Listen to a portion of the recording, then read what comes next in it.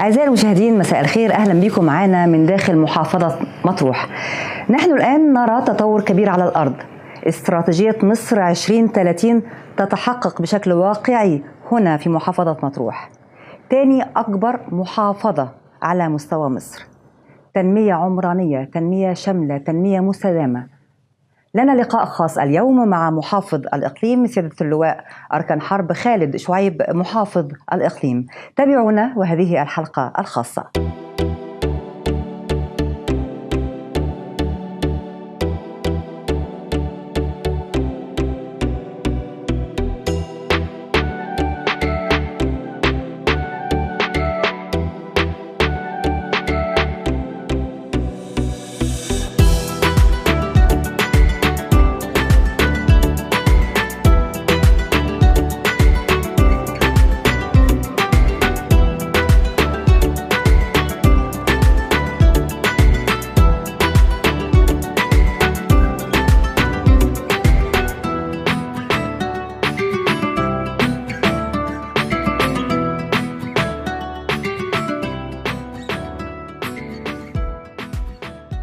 أعزائي المشاهدين، نحن اليوم في مطروح، مدينة ذات طابع خاص مختلفة عن كل المدن.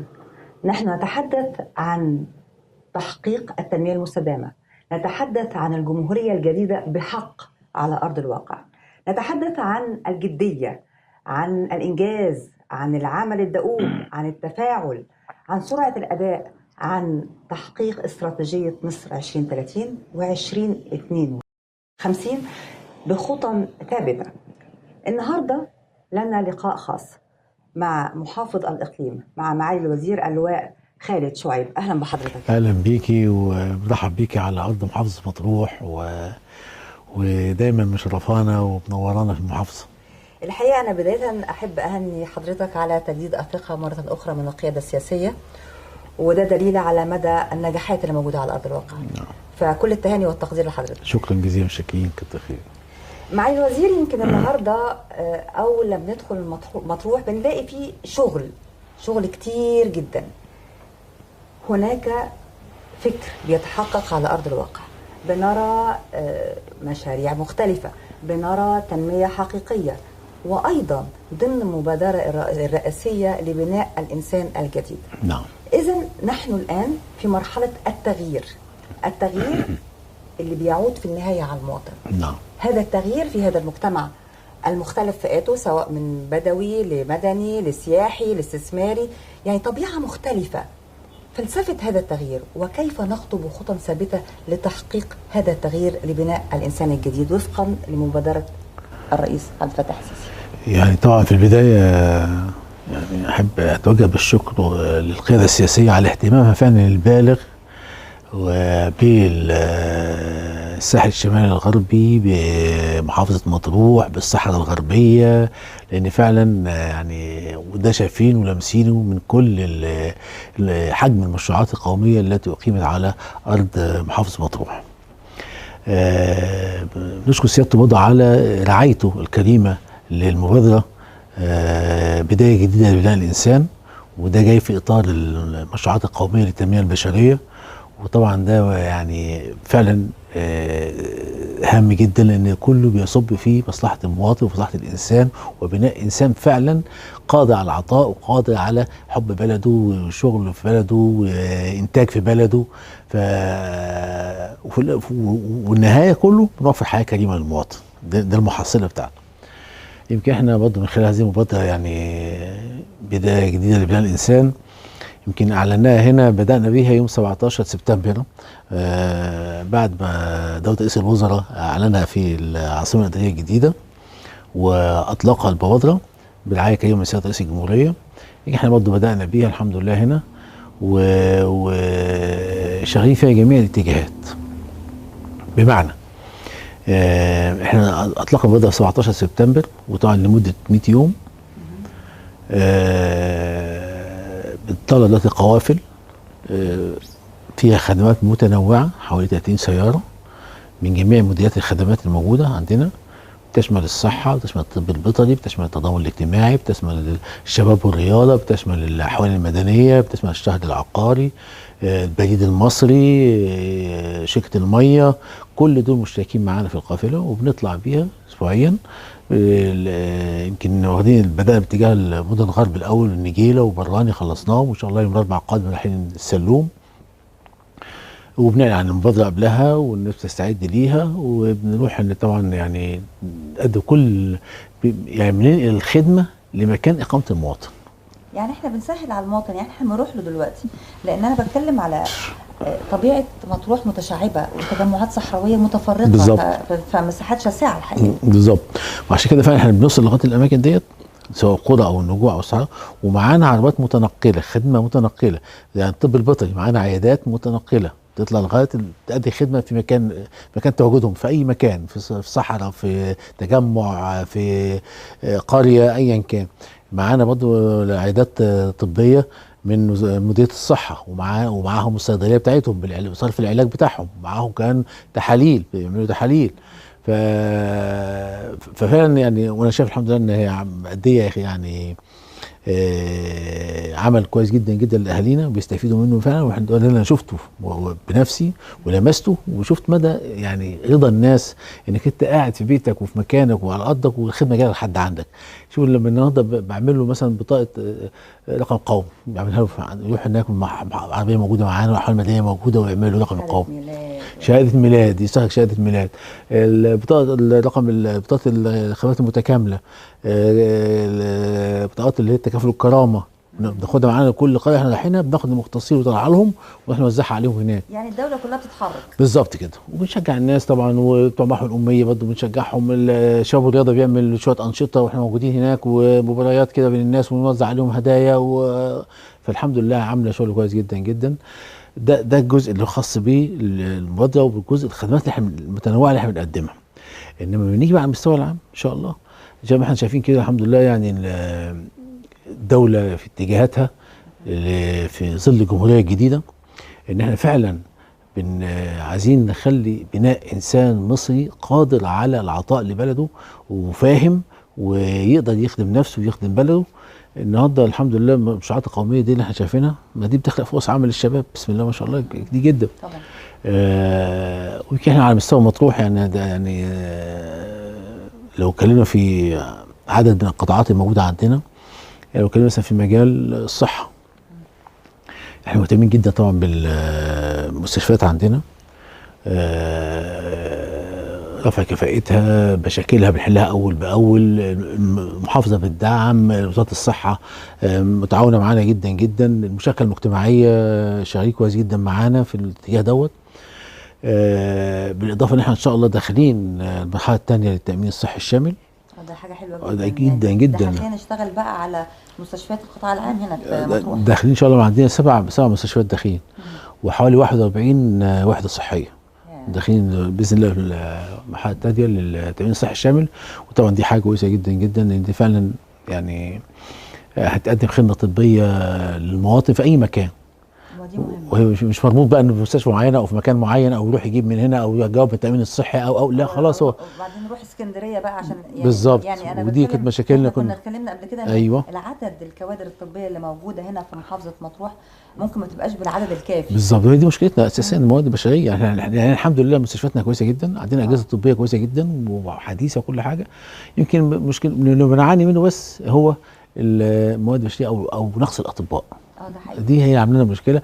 لما مع التامين الصحي الشامل والمواطن في اي مكان يلاقي الخدمه بتاعته خلاص يبقى متوفره ان شاء الله، وفي وقت نفسه هيبقى الاطباء ان شاء الله يبقى موجودين عندنا، واعتقد هيبقى احسن وافضل باذن الله تعالى.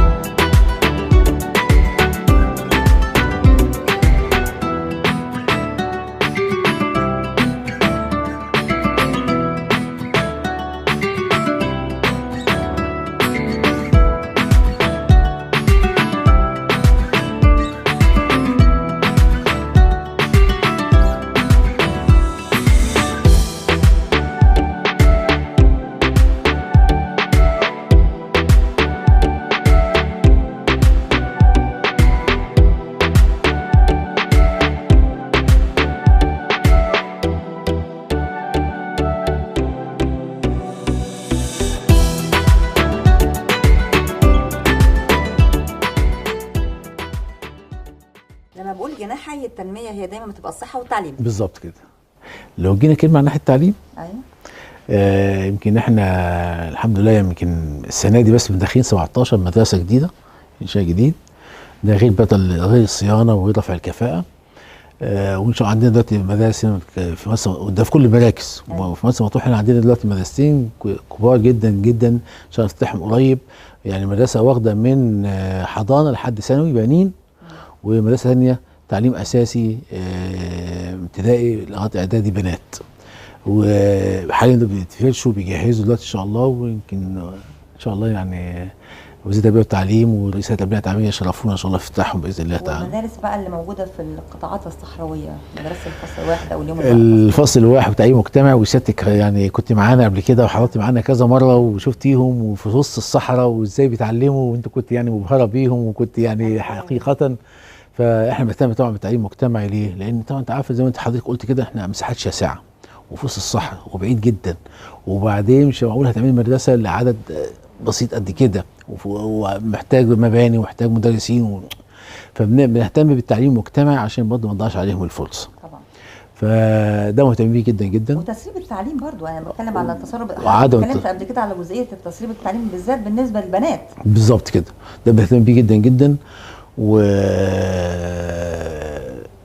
بنهتم بالتعليم المجتمعي في الاماكن البعيده كده عشان برضه يتعلموا ويبقوا كويسين، وبعد كده نبدا ننشئ لهم مدارس قريبه جدا تجمع كل التعليم المجتمعي يخش في الاعدادي والثانوي بعد كده. فدي شغالين فيها كويس جدا جدا بتنسيق طبعا مع وزاره التربيه والتعليم ومديريه التربيه والتعليم. بالاضافه طبعا تعليم الازهر نفس الكلام، برضه عندنا معاهد ازهريه فعلا كتير جدا جدا. النهارده جامعه الازهر قوي قوي ان شاء الله داخلين على فرع الجامعه ان شاء الله، فرع جامعه الازهر في مطروح باذن الله قريبا جدا. حاليا دلوقتي هنبدا بكليه وبنجهز لها تشتغل ان شاء الله في الترم الثاني ده هذا العام بنات. برضه عشان ايه البنات ما تتصابش من التعليم، يعني هي دي النقطه الرئيسيه. يعني المجتمع يعني واحنا بنغير بنقول التنميه، يعني البنات السيدات تبتدي تشتغل بشكل معين بدل ما هي منغلقه بطريقه معينه، وفي نفس الوقت يكون عندها قدر كبير من التعليم. صحيح. علشان تقدر تسند النهارده. الموضوع صحيح. مختلف. صح.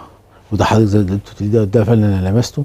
بنت مثلا بتخلص تعليم الثانوي الازهري بتاعها وبعد كده بتقعد في البيت ما بتكملش. ليه؟ عشان ما فيش اي هنا لكليات، والاهالي طبعا طبقا انت عارفه طبيعه العادات والتقاليد فما يقدرش يخليها تروح القاهره او تروح لاسكندريه او تروح لطنطا او اللي بيروح عدد بسيط والباقي ما بيروحش، يعني تبقى حاجه زي كده. انما النهارده لما يكون عندهم النهارده فرع جامعه الازهر موجود هنا، وبدانا بكليه البنات الاول عشان برضه عدم تسربهم لان عدد كبير جدا. انا عايز اقول لحضرتك حاجه والله لسه يعني ان شاء الله هتشتغل في الترم الثاني ده. لقيت فيه بنات في سنه ثانيه عايزين يحولوا ويجوا هنا سنه اولى. بشوف ده ففعلا هتوفر ليهم طبعا مشقه وتعب ومصاريف وتوفر يعني ترفع عنهم اعباء كتير جدا جدا. فالموضوع ده مهم جدا. وجامعه مطروح برضه انا شايفه ان هي بافرع وفي بروتوكولات. لو دخلنا جامعه مطروح الحمد لله دلوقتي عندنا 11 كليه في الجامعه وتستكمل دلوقتي حاليا برضه معاملها واماكنها الصالات اللي هي الامتحانات الالكترونيه عندها. يعني بسم الله ما شاء الله الجامعه عندنا جميله جدا وعامله نشاط كويس جدا ومساعدانا حتى في المجتمع والمشاركه المجتمعيه بتاعتها والبيئه المحيطه بيها مستفيده جدا طبعا من الجامعه. قوافل تعليميه، بنعمل قوافل تعليميه برضه بتنسيق مع وزاره التربيه والتعليم ومعهديه التربيه والتعليم ومع الشباب والرياضه. بنجيب قوافل مشتركه تعليميه بتروح الاماكن البعيده، بتطلع القوافل ديت فيها نخبه من الموجهين والمدرسين ودي بتعوض عندنا النقص في المدرسين وفي الوقت نفسه بتنقل خبرات ليهم. لان بتطلع يعني مدتها طويله، بتطلع قوافل يعني تطلع مثلا 4 ايام 3 ايام في جميع المواد التخصصات، وتطلع مثلا على سيوه تاخد السلوم، تاخد دروس تقويه كده. بس طلع طبعا طلع من يعني مشتركه ما بين التربيه والتعليم وبين الشباب والرياضه. وطبعا دي كويسه جدا جدا ولاقي يعني اثارها الطيبه وناس تستفيد منها فعلا يعني. فاحنا مهتمين جدا بالتعليم.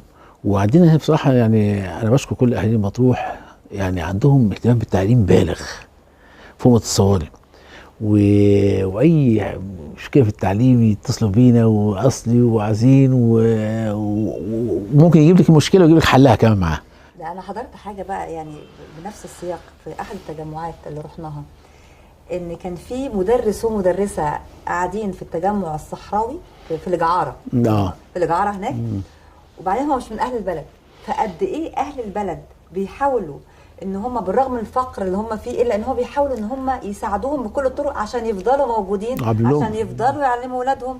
يعني هم عايزين عاملين لهم اقامه صحيح، ويساعدوهم ويرحبوا بيهم، لان حاسين ده بيعود بالنفع على اولادهم، وده جاي يعلم اولادهم ويساعدهم.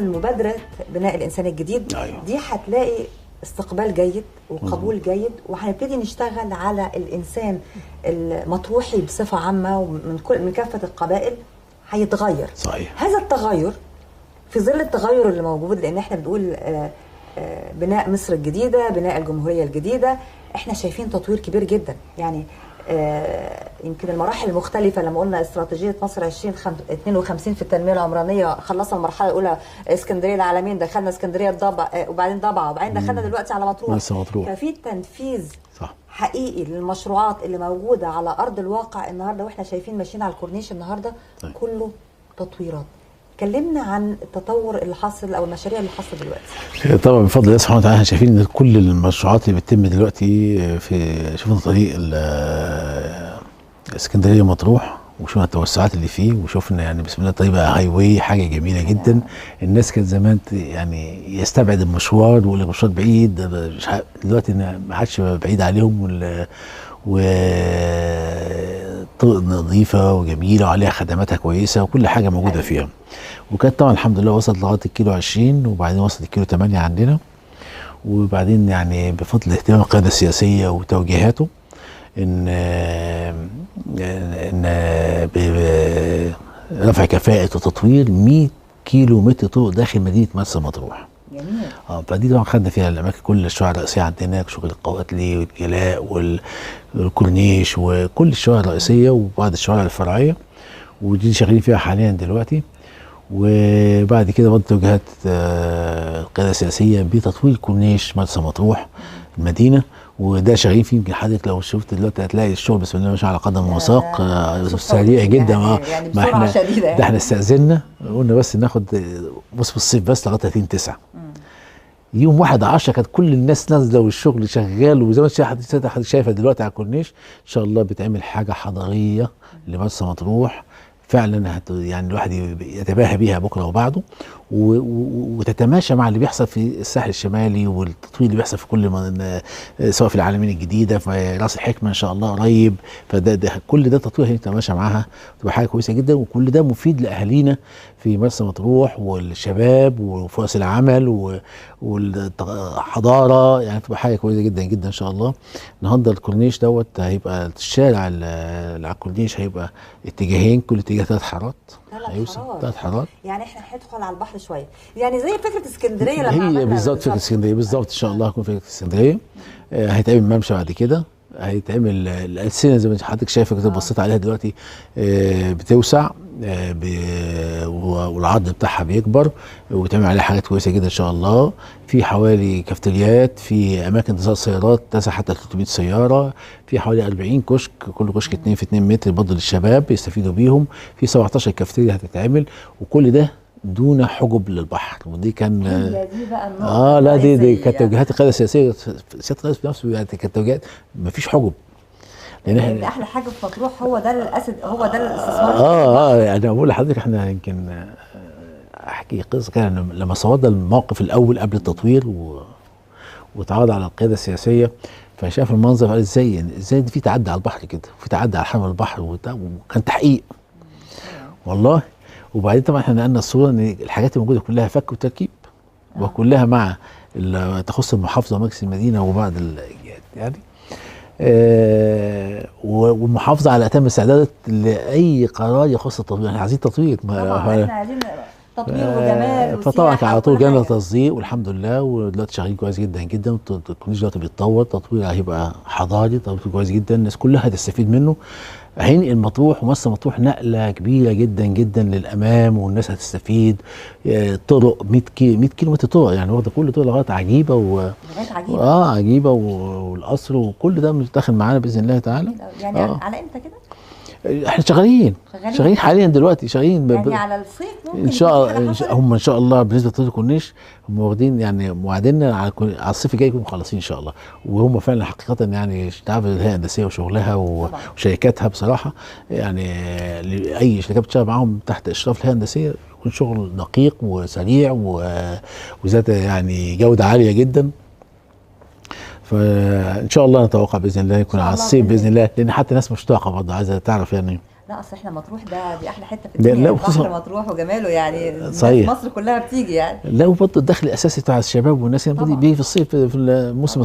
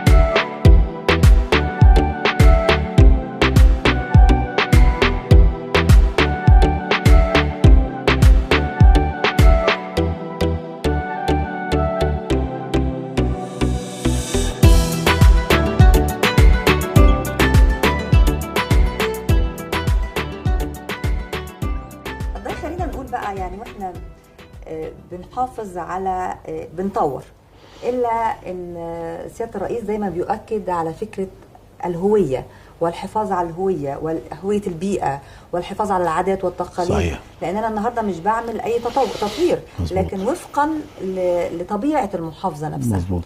ويمكن حصل ان ابتدينا نشتغل على البراندنج، على الهويه البصريه، وازاي نبتدي نروج لفكره مطروح وسيوه وراس الحكمه. فانا بتكلم على نقله مختلفه ونظره مختلفه عالميا صحيح للمكان. صح. لغرب مصر كلها. يعني طبعا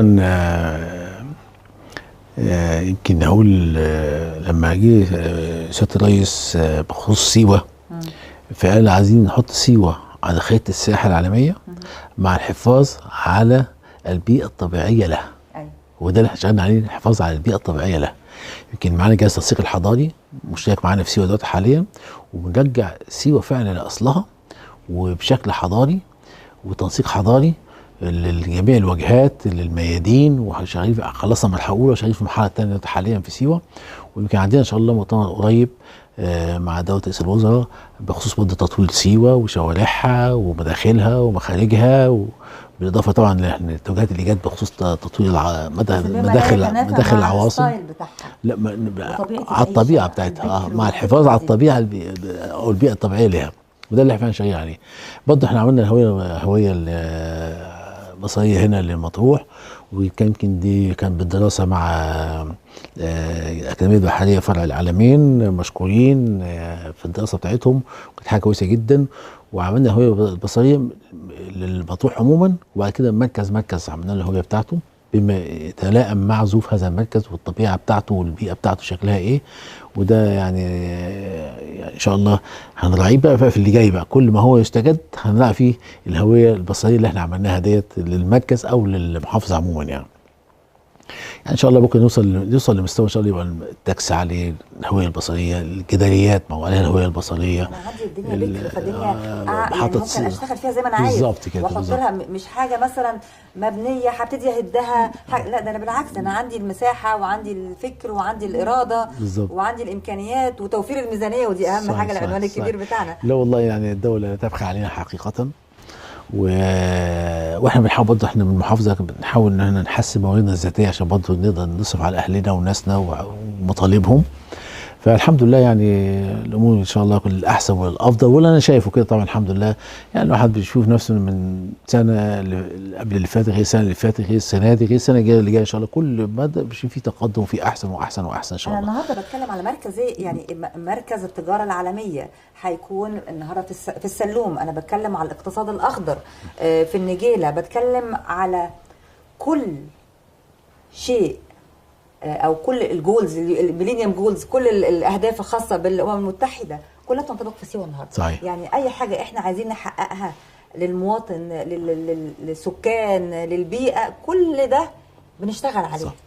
انت كده في سيوه، لو انت حضرتك يمكن الاسبوع اللي فات عملنا حضانه في سيوه، حضانه خضراء صديقه للبيئه، ودي اول حضانه تتعمل بصديقه للبيئه خضراء ذكيه.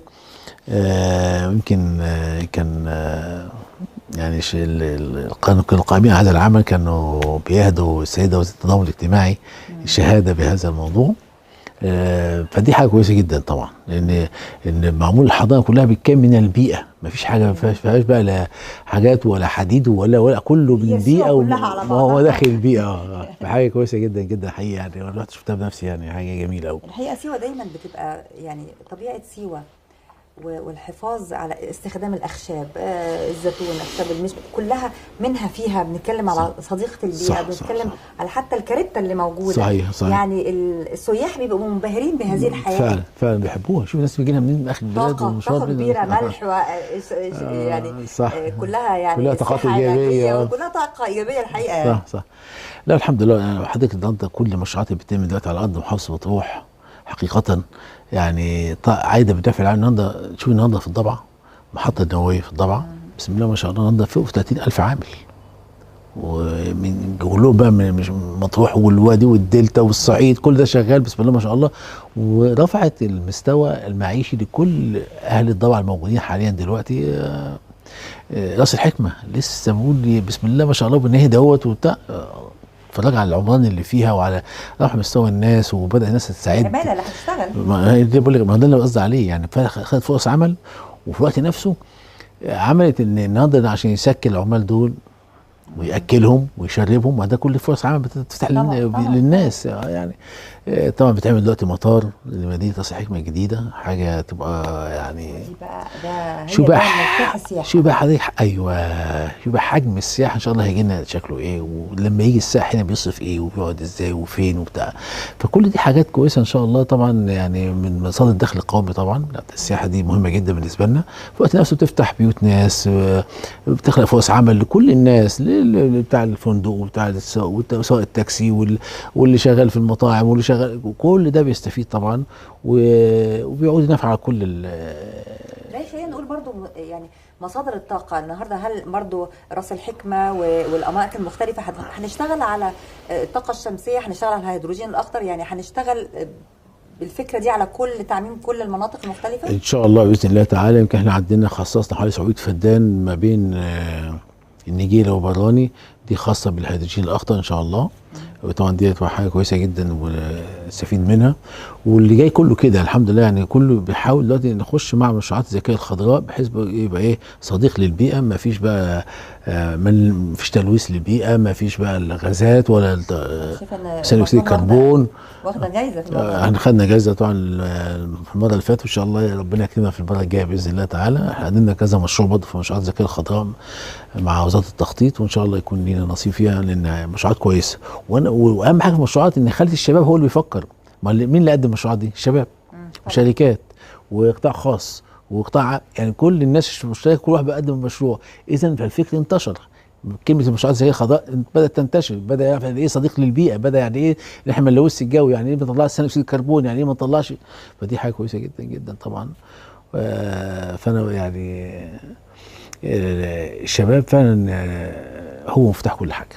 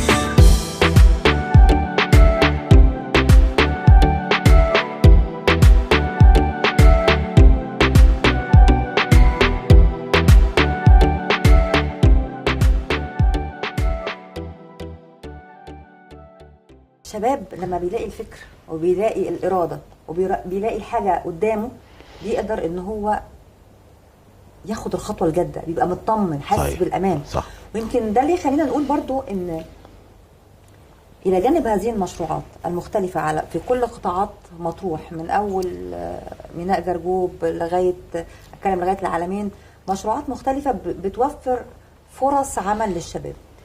احنا بقى عايزين نتكلم على جزئية خاصة باستقبال الشتاء والمطرة واستعدادات المحافظة. احنا لسه الدنيا بتشتي اليومين دول، واحنا عارفين كويس جدا قد ايه ان متابعة سيادتك لكافة التفاصيل على ارض مطروح. طبعا بالنسبه لاستعداد المحافظه لموسم بيع الامطار، احنا طبعا بنعتبر الامطار ده موسم خير بالنسبه لنا، وهنا يحبوا المطر جدا جدا، لان انت عارف حضرتك معظم الزراعات بتاعتنا كلها قايمه على زراعات مطريه كلها. يمكن الجمعه اللي فاتت كنت بصلي في براني، يعني اهالينا كلهم اوصوني ان احنا نصلي صلاه الاستسقاء. وامبارح بالليل يعني كنت سعيد جدا لما اتصل بيا العمده سعيد ابو زريبه من السلوم، بيقول لي مبروك يا فندم. بقول له خير، قال لي المطر نزل عندنا. فكنت في السلوم، كنت فرحان جدا جدا جدا، وعلى طول اتصلت بمدير الزراعه اطمن انه وزع التقاوي بتاعت الشعير والقمح عشان الناس تستفيد منها، والحمد لله يعني الامور ماشيه كويس جدا. وانا رايح ان شاء الله الاربعاء جاي السلوم معايا القافله بتاعت بدايه جديده لبناء الانسان، وان شاء الله واخدين معانا التقاوي والحاجات دي كلها وضع عشان نساعدهم ان شاء الله. جدا ان يكون في مبادره من وزاره الزراعه باسعار مخفضه ان انا بوزع المحاصيل. يعني وزاره الزراعه مشكوره معطينا التقاوي للشعير والقمح بتخفيض 50%. فطبعا دي حاجه كويسه جدا جدا بتساعد وبتخلي الناس فعلا تاخد يبدأ بدري ويستفيد بالامطار اللي جايه الحمد لله. ودي حاجه كويسه جدا جدا. سله الغذاء العالميه مش هي كانت في مصر؟ كانت من جرجوب. من جرجوب ايه؟ من مينا يعني احنا قدامنا مثلا يعني احنا عايزين نرجع تاني سله غذاء. لا صحيح، يعني ازمه غذاء عالميه، واحنا عندنا النهارده سله غذاء من ايام الرومان. صحيح. فهل احنا النهارده مثلا في الاطار ده الى جانب المطر ومياه الامطار بنطهر الابيار الرومانيه؟ فاحنا طبعا احنا طبعا الزراعه والثروه الحيوانيه بتاعت مطروح بالظبط. احنا طبعا استعدينا بدري جدا جدا موسم الامطار من فتره مستعدين، ويمكن جمعنا كل الاجهزه التنفيذيه الموجوده عندنا من حيث اول حاجه شيل المطر، تاكدنا تماما وتسليكها وتاكيدنا كلها بتعمل ونضفت واتطهرت.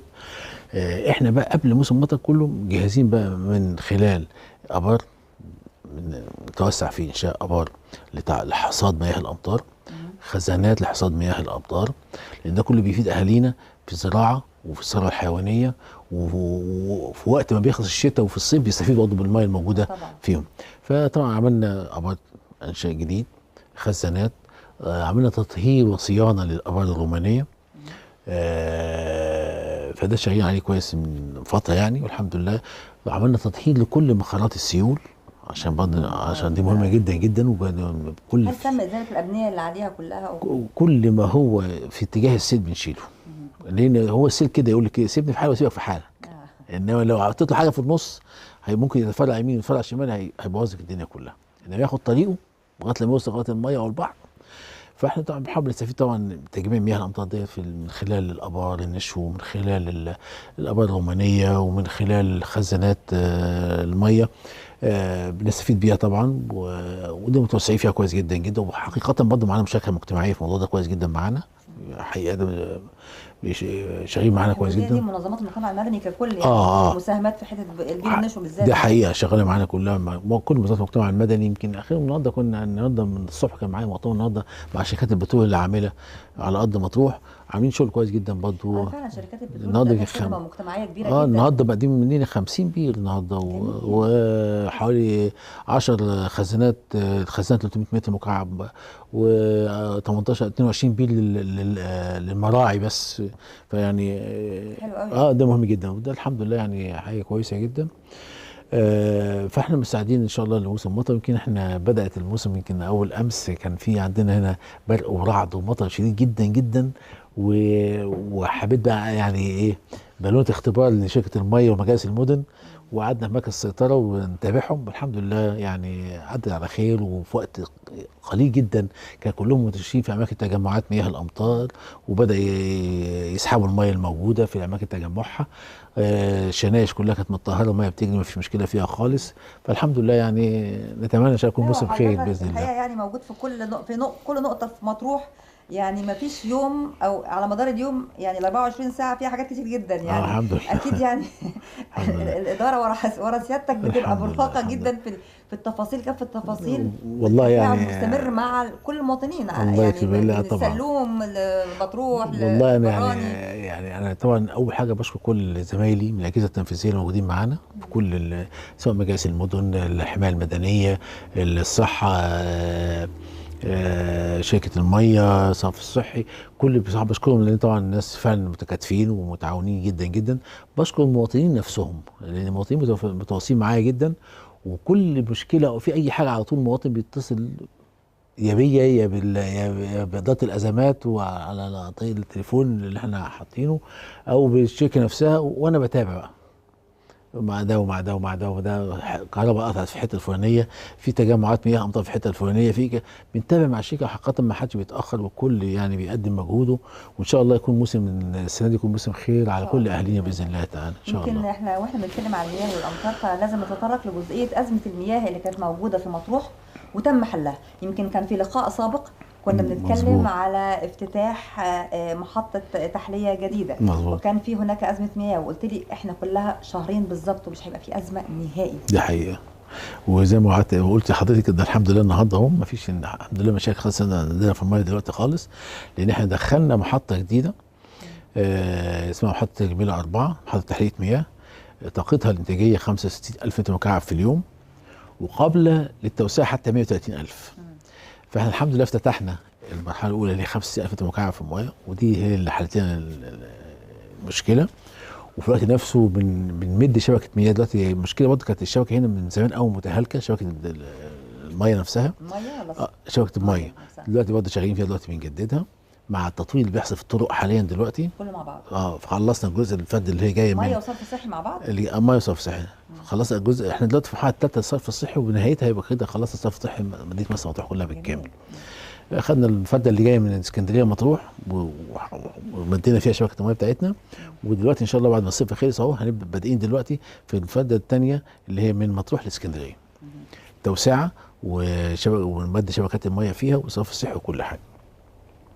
فان شاء الله دي مش هتعمل لنا مشاكل خالص. ده اضافه كمان ان احنا المحطه بقول لك عليها هي قبل توسعات 130، خدنا اول جزء منها ان شاء الله، هتضاف ليها 16.5 الف متر مكعب تاني فوق ال 65,000. فدي طبعا ان شاء الله يعني طبقا للدراسه تكفينا حتى 2037 ان شاء الله باذن الله، تسد مشكله الميه.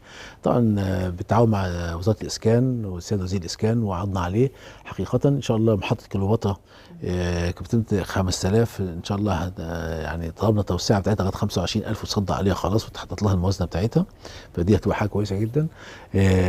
في النجيله افتتحنا محطه 5000 متر مكعب في اليوم.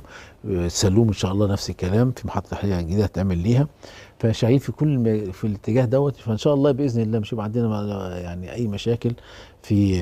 احنا كنا زمان الاول بنعتمد على ميه النيل، وكانت تجينا من اسكندريه على العلمين وبعدين تيجي وتاخد وقتها والفقر اللي بيحصل في السكه وبتاع. النهارده يكون عندي محطه تحليه في كل مركز وفي كل مكان، طبعا ده ده انجاز في حد ذاته. بالظبط كده. المواطنين النهارده مفيش يعني الميه دي حياه يعني. بالظبط.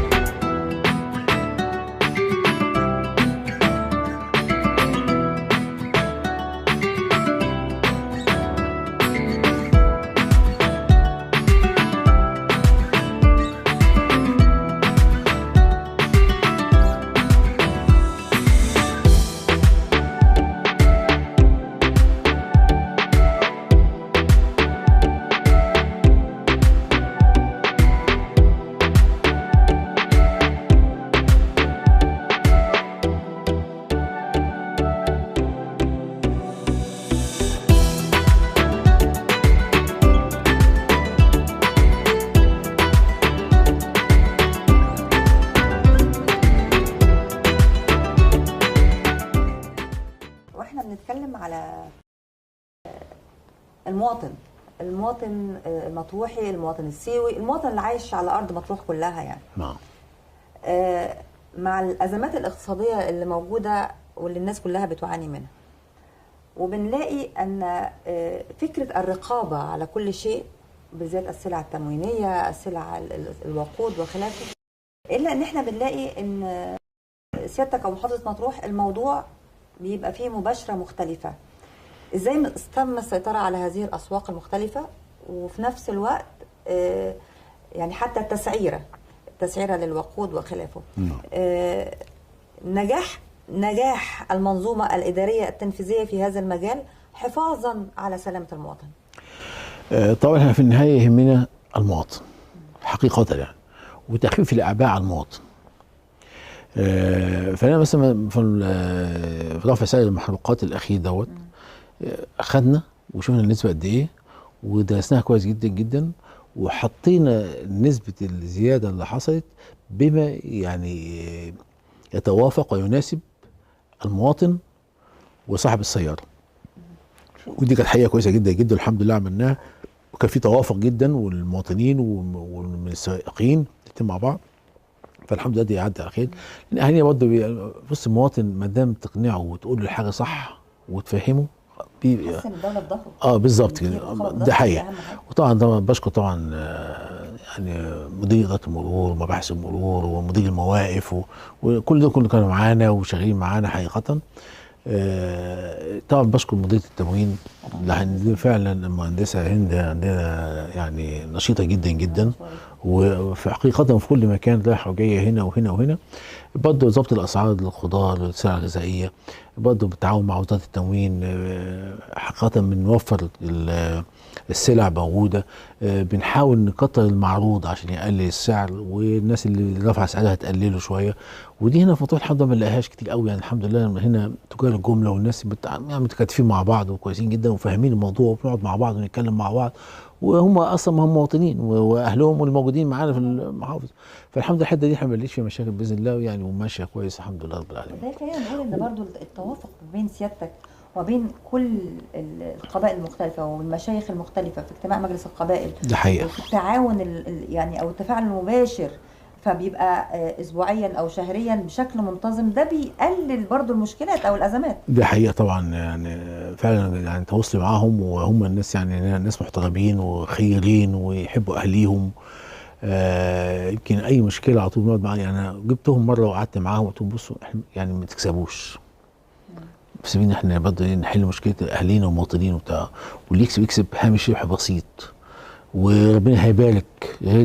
والله الكلمة دي والله العظيم هي دي المفتاح هنا في اهل مطروح. ده هم طبعا طبعا والله على طول استجابوا فعلا. والناس يعني اللي عنده حاجه نزلها في مخازن الجمله ووزعوا للتجزئه وللناس، ده كانت حاجه كويسه جدا جدا، وكانت حاجه يعني سيمفونيه كده جميله في تكاتف مع الكل يعني. فهنا الناس يعني فعلا يعني خيرين جدا ويحبوا بلدهم ويحبوا اهليهم، ودي يمكن دي هي مساعداني. الحاجه الثانيه برضو يعني تواصلي مع الناس برضو بيدخلني بيخليني على طول اول باول اوير باي حاجه، اي مشكله، اي نقص، اي حاجه. الناس كلها بتكلم سيادتك على الواتساب، بتكلم حضرتك بالتليفون، ده حقيقه. وبتكلم كل يعني حضرتك ما فيش فرد في محافظه مطروح ده حقيقه الا لو عنده اي همسه مشكله بيكلمك في اي مركز من المراكز الثمانيه كلهم. تليفونك مفتوح وبابك مفتوح. ده حقيقه. وطبعا انا بعمل مؤتمر هنا شهري لخدمه المواطنين طول النهار، يعني طول الشهر كله بنحل مشاكل المواطنين، بنعطي خدمه المواطنين، بيجي دي التماسات، طلبات، مشاكل، اي حاجه عايزينها وبتاع. في حاجات بقى بروح مجمعها، بعمل اليوم بقى في الكامل اللي هو ما اتحلتش، بعمل يوم في خدمه المواطنين شهري، بجيب في كل المسؤولين وبجيب المواطنين والاثنين قاعدين قصاد بعض وبنحل المشكله واحنا قاعدين. ده يوم شهري بنعمله على طول يعني. بس ده بقى عشان طبيعه مطروح، يعني انا شايفه انه يعني هي صعبة وسهلة الاثنين مع بعض. ان يتم عمل السيطرة على كل الاطراف بشكل معين، وان الكل يحترم هذه الفكرة ويتعامل بمستوى ثقافي وفكري معين لخدمة مطروح. ان انا اللي عنده مشكلة بيقدمها وحضرتك بتحكم في النقطة يعني. بالظبط. لا وبجيب برضه مسؤول قدامه، يعني مثلا مشكلة في المية، بيبقى ليه شركة مية قاعد، ولو هو مش موجود او في بتاع بيجيب ما ينوب عنه ويقعد ومعاه، والمشكله بعتنها له قبل ما هو يجي عشان دارسها وجاي قدامنا يعني برضه. وجاي بقى بالحل بتاعها، ويقعد قدام المواطن كذا، طب هنحل، طب هتخلص امتى؟ بعد اسبوع. طب سجل عندك في المتابعه بعد اسبوع. هتنزل اللجنه امتى؟ هنزل بقى كده خلاص. انا طب اللجنه تنزل وتدوني تمام باللجنه نزلت، والمواطن خد تليفون اهو اتصل بيا يقول لي اللجنه عملت ايه. بنحل الموضوع واحنا قاعدين، وفعلا جايب نتيجه كويسه جدا على ارض الواقع. والحمد لله بقى في ثقه ما بين المواطن وما بين الجهاز او الجهاز التنفيذي او مديريات الخدمات الموجوده عندنا في مطروح. فدي مهمه جدا جدا. وده يعني هو ده احنا بنقول بقى ايه، توفير حقيقيه من المواطن. ده اساسها ان الثقه. مشكلتك نحلها لك، والمواطن عنده استعداد يعني، بس يعرف الحقيقه ايه. يعني اقول مثلا ده الموضوع اتحل بس مش دلوقتي، هيقعد معانا شهر او شهرين، خلاص هيستحمل شهر او شهرين لغايه لما نخلص المشكله. انما بس خلاص بقى في ثقه، وعارف ان احنا معاك ومتابعينك واول باول، وتليفون اهو وانت كلمنا وقلنا ايه اللي بيحصل على ارض الواقع. فدي الحمد لله يعني شايفينها كويسه، وان شاء الله ربنا يقدرنا يعني. كلهم طلباتهم كلها طلبات مشروعه وحقهم علينا طبعا، واحنا بنحاول ما نتاخرش عنهم خالص يعني. هذه الروح. وعايز برضه يعني اشيد، معلش انا اسف، اشيد برضه مجلس عمد والمشايخ هنا برضه في مطروح طبعا. ده مجلس كويس جدا موقر، وكل عمدنا ومشايخنا ومشايخ القبائل الموجودين فعلا دول قوي برضه بطلبات المواطنين، وبيبعتوا لي بوسطه يعني ليه بوسطه مخصوصه خاصه مجلس عمد والمشايخ، بتجيني بالطلبات بتاعتهم باهاليهم من المواطنين باللي هم عايزينه، وبنرد عليهم. فالحمد لله يعني تواصل المشايخ قايم بدور كبير اصلا مجتمعي يعني. ده حقيقة. يعني مش كله بيلجأ للقضاء، لكن احنا بنتكلم على لا ده هم بالعكس، ده هم بيخفوا العبء عن وزاره الداخليه والعبء عن وزاره العدل. ليه؟ لانه بيحلوا مشاكلهم بالعرف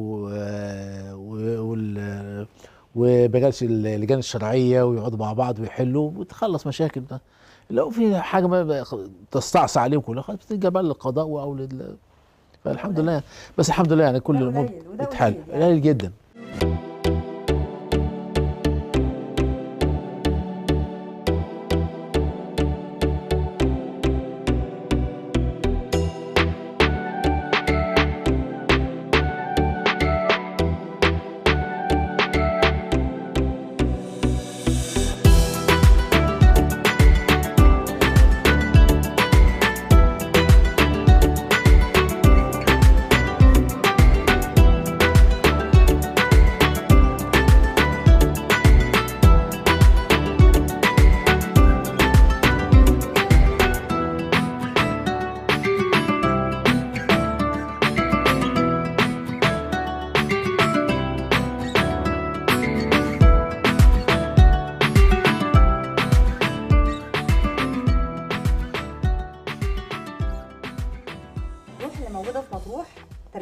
مختلفة ما بين القيادة التنفيذية، ما بين القيادة الإدارية، ما بين السياسة العليا المقدمة لمحافظة مطروح، ما بين رؤية واستراتيجية واضحة، كله ماشي على خط واحد. عارفين احنا رايحين فين، عارفين احنا اتجاهنا ايه، عارفين احنا بنطور ليه، عارفين احنا عايزين ايه كمان 10 سنين دي مطروح هتكون فين على الخريطة العالمية والسياحية والاستثمارية والاقتصادية. ان احنا بنتكلم على قاطرة التنمية للساحل الشمالي الغربي، فكر اقتصادي استثماري سياحي يحقق استراتيجية مصر وبناء الجمهورية الجديدة. يمكن في ظل ما استعرضناه على مدار هذا اللقاء وضحت الرؤية الكثير. القيادة مهمة، طريقة الإدارة مهمة، طريقة التفاعل مع المواطن مهمة، الثقة اللي موجودة ما بين المواطن وما بين القيادة السياسية مهمة، إن أنا أبقى عندي حب لمكاني وانتمائي لمكاني، وإن أنا أشتغل وهلاقي مستقبل عندي أفضل. دي مهمة إن يكون عندي الصدق ده أو النوايا دي، لأن أنا محتاجة النهاردة أبني جدار، أبني بناية من الثقة، بناية من الحب، بناية من الانتماء والولاء. وده مش هيجي إلا من خلال الواقع والتفاعل. مظبوط، ما هو ده ما يجيش غير من التفاعل والاتصال المستمر بالناس والإيمان بمشاكلهم وحلها، وده مهم جدا جدا يعني. وده أنا شايفه، وإن شاء الله مطروح يعني هي قافلة التنمية في مصر إن شاء الله، وهي اللي يعني إن شاء الله الخير كله جاي بإذن الله، اللي جاي إن شاء الله. الخير جاي. معالي الوزير المحافظ اللواء خالد شعيب، أنا سعيدة جدا بهذا اللقاء المثمر، والحقيقة كل التحية والتقدير لسيادتك ولكل العاملين في الإدارة التنفيذية المختلفة على أراضي مطروح، ولكل المشايخ والعواقل وكل أهالي مطروح، لأن بالفعل هيحصل تغيير كتير، هيحصل اختلاف جذري كبير. مصر قادمة من خلال مطروح، مصر الجديدة قادمة من خلال مطروح إن شاء الله. كل شكر والتقدير لكم جميعا، والثقة هي سر التواصل ما بين المواطن وما بين القيادة وما بين تحقيق استراتيجية سياسية واضحة. شكرا لكم والسلام عليكم ورحمة الله وبركاته.